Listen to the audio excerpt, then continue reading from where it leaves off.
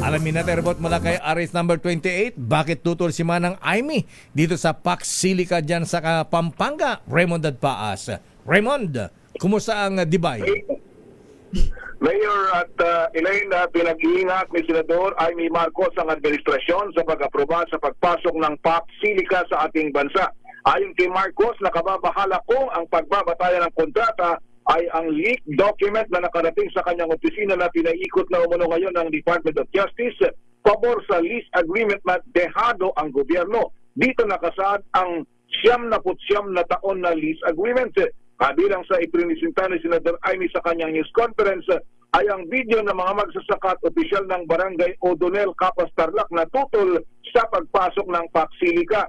Nagulat na lang umano sila na nakatanggap ng sulat mula sa Bases Conversion Development Authority o BCDA na sasakupin ang kanilang mga lupain at ang babayanan lamang ay 5 hektarya sa halagang 300,000 piso.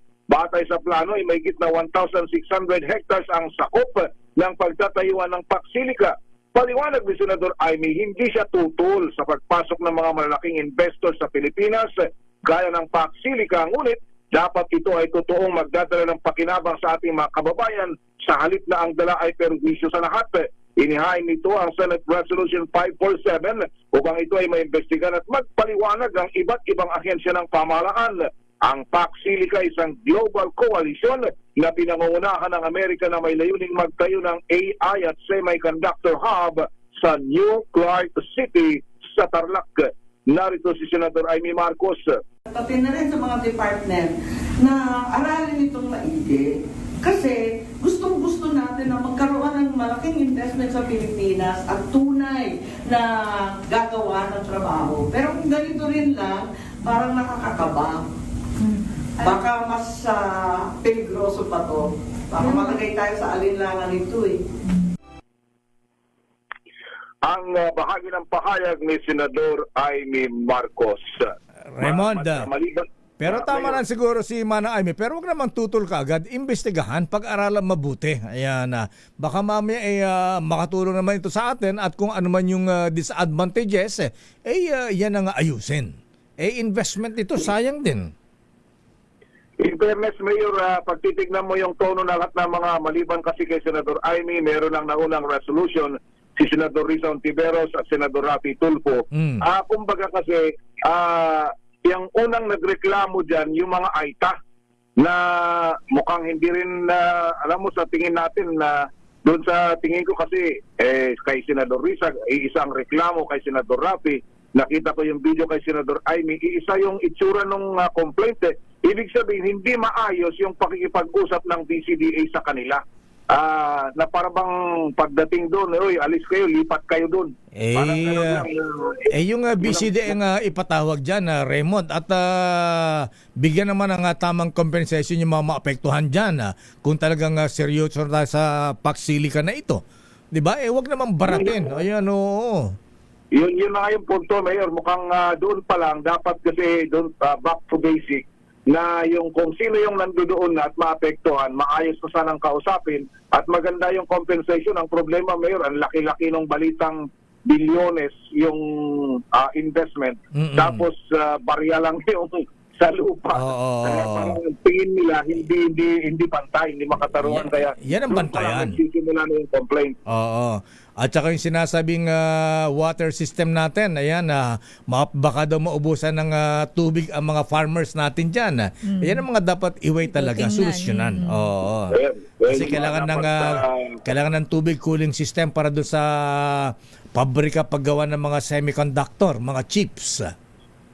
Oo, yan yung mga dapat iasayos yung supply ng kuryente, tubig at iba pa na mga basic na kailangan bago kaya ang plano naman nila ay kung sakaling dahil iba-ibang committee itong mga pwedeng mag-imbestiga, ang sabi nila baka posible committee of the whole na ng Senate at sabay-sabay ng pagpaliwanagin yung iba't ibang mga agencies na para dito minsanan mapakinggan yung pros and cons nitong Pax Silica na kung tutuloy ito na mag-invest sa atin na sa Sa totoo lang naman, isa ito sa mga malaking balita nitong nakaraan dahil nga walang dumarating na mga Investment. foreign investors na pumapasok sa ating bansa, Mayor at Elaine. Ayan, baka magpaalam Raymond, ayan kumusta ang generational divide? Magkano? Ayan.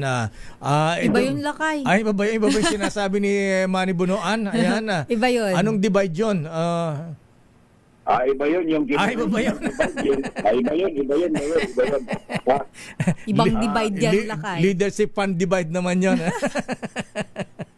Yung kay Secretary Bunoan ay ano ba yun? Parang leadership fund, parang ganon. Ano ba ibig sabihin ng leadership fund? Ayan, Raymond.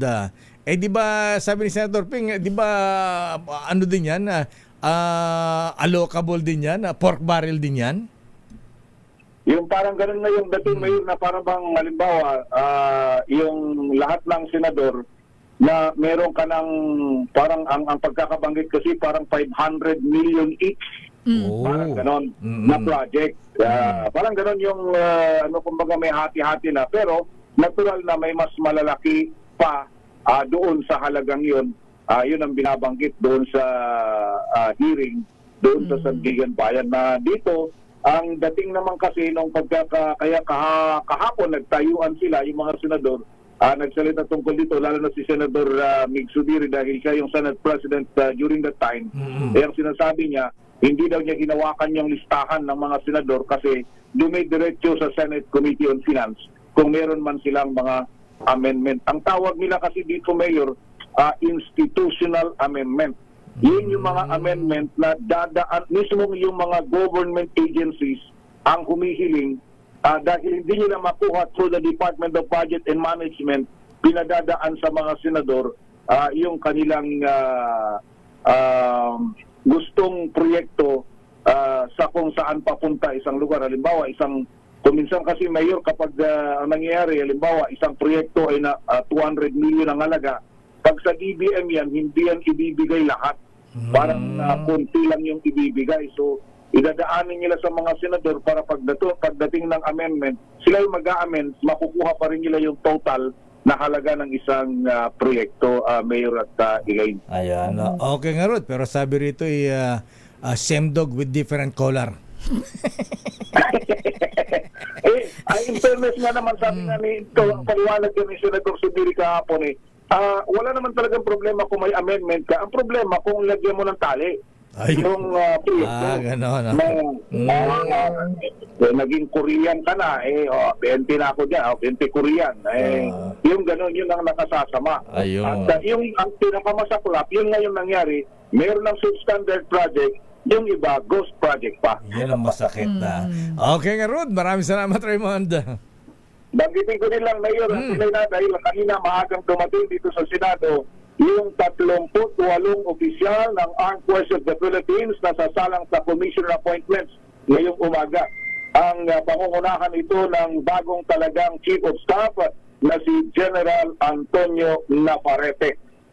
Nakita ko dito sa listahan, Mayor, 2 Lieutenant General na sina Lieutenant General Stad Rutino Candelario at Francis Anthony Coronel, 5 Major General, 6 na Commodore, 14 na Brigadier General, 7 Colonel mula sa Reserve Command at 1 Captain mula din sa Reserve Command. Maliban sa commission appointment na gagawin dito sa Senate Building, mayroong 3 komite na magagawa naman ng committee hearing dyan sa bahagi ng PICC dahil kulang na ang mga committee rooms dito sa Senate dahil ginamit para sa impeachment. Ito si RH20, Raymond Advaz para sa DZRH, una sa Pilipinas, una sa Pilipino. Daming